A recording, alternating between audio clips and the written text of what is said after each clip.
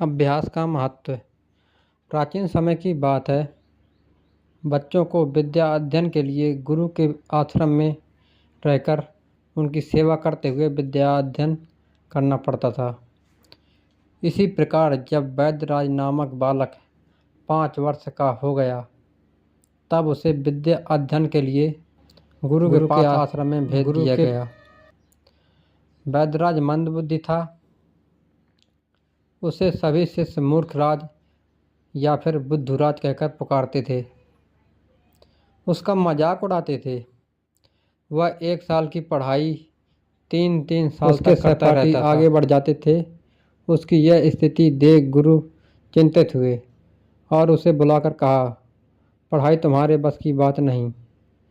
घर जाकर अपने माता पिता के कामों में हाथ बटाओ, उनका कारोबार संभालो। गुरुजी ने भी पूरी मेहनत की और उसे पढ़ाने में कोई कसर नहीं की। उसको वैद्यराज की कोई बात समझ में नहीं आती थी। वैद्यराज इतना मन से पढ़ाता, लेकिन उसको कुछ भी समझ में नहीं आता था। उसने हार मानकर वैद्यराज को घर जाने के लिए कहा। उदास मन से वैद्यराज घर की ओर चलने लगा। वह भारी और उदास मन से सोचते हुए जा रहा था कि लोग क्या कहेंगे। उसके पिता का नाम खराब हो जाएगा। उसके पिता सर उठाकर जी नहीं पाएंगे।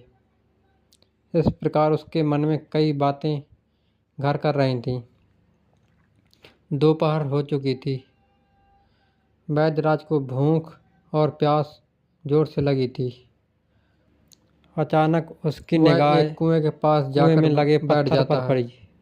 उस पर एक निशान था। तभी उसने महिलाओं से पूछा कि यह निशान किस चीज़ का है।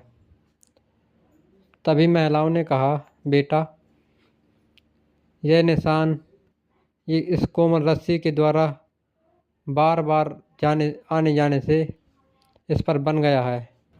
वह एक कुएं के पास जाकर बैठ जाता है और सत्तू खाने लगता है।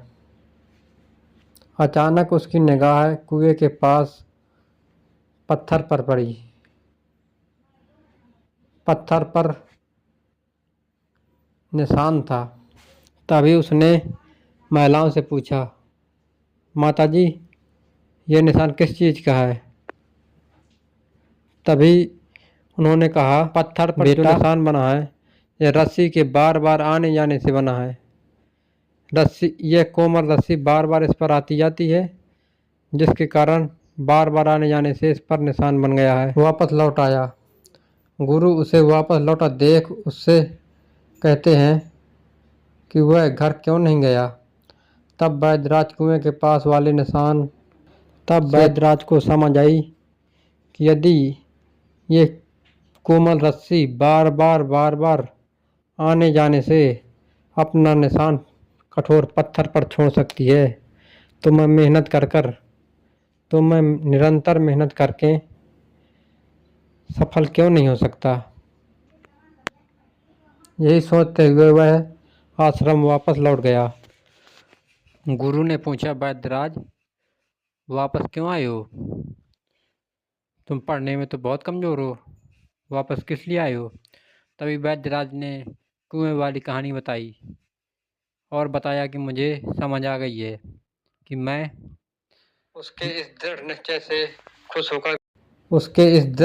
से खुश होकर गुरु ने उसे पढ़ाने का निश्चय किया और वह मन लगाकर पढ़ने लगा। अपनी मेहनत और लगन से वैद्यराज आगे चलकर बहुत बड़ा विद्वान बना।